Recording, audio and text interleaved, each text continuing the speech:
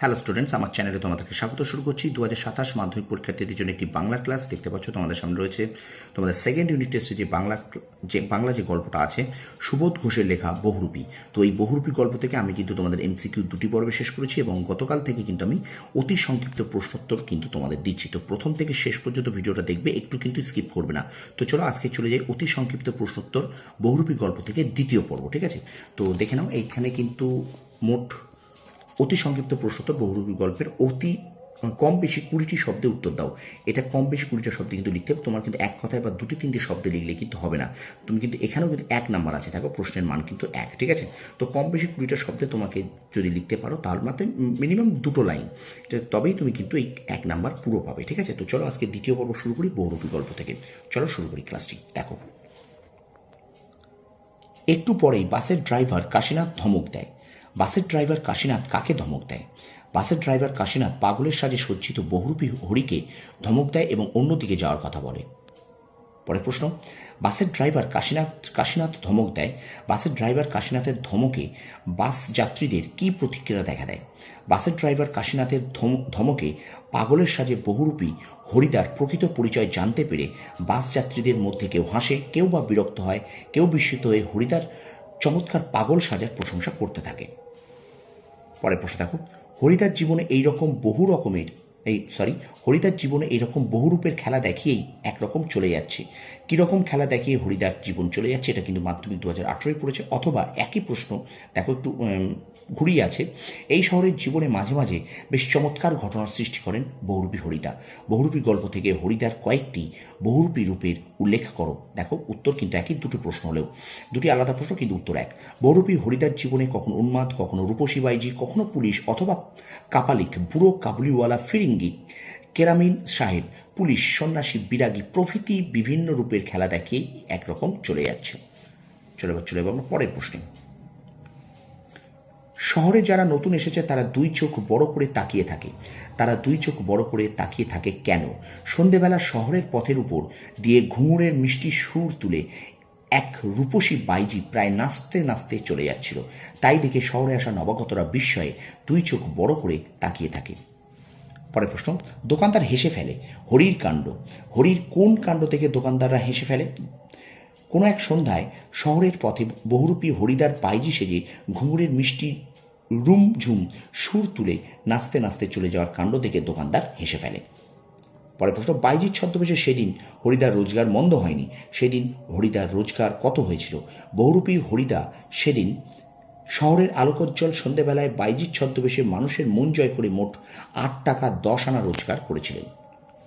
পরের প্রশ্ন, ভয়ে কেঁদে ফেলেছিল ছেলেগুলো ভয়ে কেন কেঁদে ফেলেছিল? উত্তর হবে, দয়ালবাবুর লিচু বাগানের ভিতর নকল পুলিশ সেজে হরিদা দাঁড়িয়েছিলেন। তার হাতে স্কুলের 4টি ছেলে ধরা পড়ে ভয়ে কেঁদে ফেলেছিল। পরের প্রশ্ন, স্কুলের মাস্টার এসে সেই নকল পুলিশের কাছে ক্ষমা চেয়েছিলেন। কিভাবে মাস্টারের অনুরোধ রক্ষা করেছিলেন নকল পুলিশ? 8 আনা ঘুষ নিয়ে মাস্টারমশাইয়ের এই অনুরোধ রক্ষা করেছিলেন নকল পুলিশ।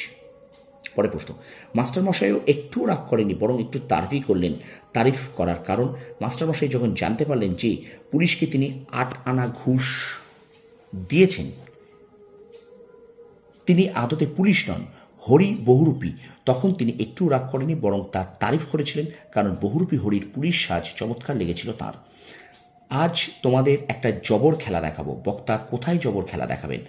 বক্তা বহুরূপী হরিদা জগদীশবাবুর বাড়িতে কাহিনী কথক ও তার সঙ্গীদের সামনে একটি জবর খেলা দেখাবেন। পরের প্রশ্ন, মোটা মতন কিছু আদায় করে নেব। বক্তা কার কাছ থেকে মোটা মতন কিছু আদায় করতে চান?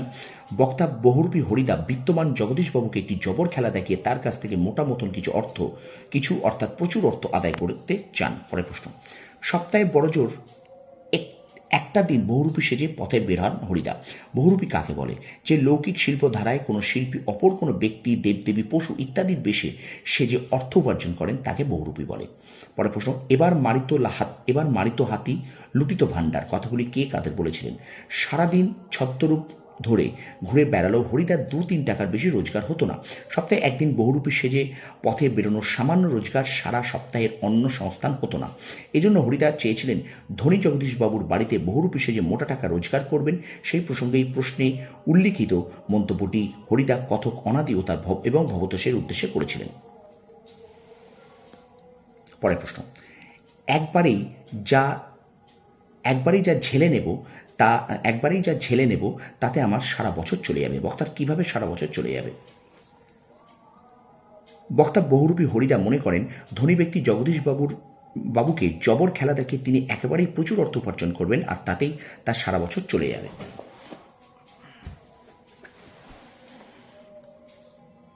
আচ্ছা, পরের প্রশ্ন দেখো, বড় চমৎকার আজকে এই সন্ধ্যার চেহারা। বক্তার সন্ধ্যার চেহারাকে চমৎকার মনে হয়েছে কেন?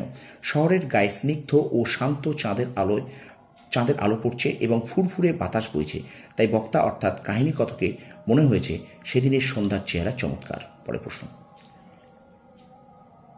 দেখো, জগদীশবাবুকে দেখতে কেমন? জগদীশবাবু সৌম্য, শান্ত ও জ্ঞানী। তার মাথার চুল ও দাড়ি ছিল সাদা। বন্ধুদের নিয়ে লেখক জগদীশবাবুর বাড়িতে দাঁড়িয়েছিলেন কেন? বন্ধুদের নিয়ে গল্পকথক স্পোর্টসের চাঁদা আদায় করার জন্য জগদীশবাবুর বাড়ি গিয়েছিলেন। তার হাতে চাঁদার খাতা তুলে দিয়ে তারা দাঁড়িয়েছিলেন। এবং আজকের ক্লাসের অর্থাৎ আজকের পর্বের শেষ প্রশ্ন, চমকে উঠলেন হরিদা। চমকে উঠলেন জগদীশবাবু। জগদীশবাবু চমকে উঠেছিলেন কেন? বারান্দার সিঁড়িতে একটি ধবধবে সাদা উত্তরীয় দিয়ে আদুর্গা আবৃত করা ছোট বহরের সাদা ধান পরিহিত শুভ্রকেশ এক আগন্তুককে দেখে জগদীশবাবু চমকে উঠেছিলেন।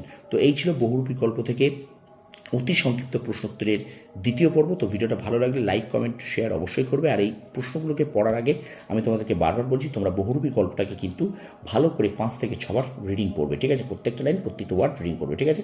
তো অবশ্যই তোমরা একটুখানি ভিডিওটা শেয়ার করবে বন্ধুদের মাঝে। আর আমার চ্যানেল যদি নতুন হয়ে থাকো, চ্যানেলটাকে সাবস্ক্রাইব করো আর পাশে থাকা বেল আইকনে প্রেস করো। তোমরা সফল হও, তোমাদের সাফল্য কামনা করি। ধন্যবাদ।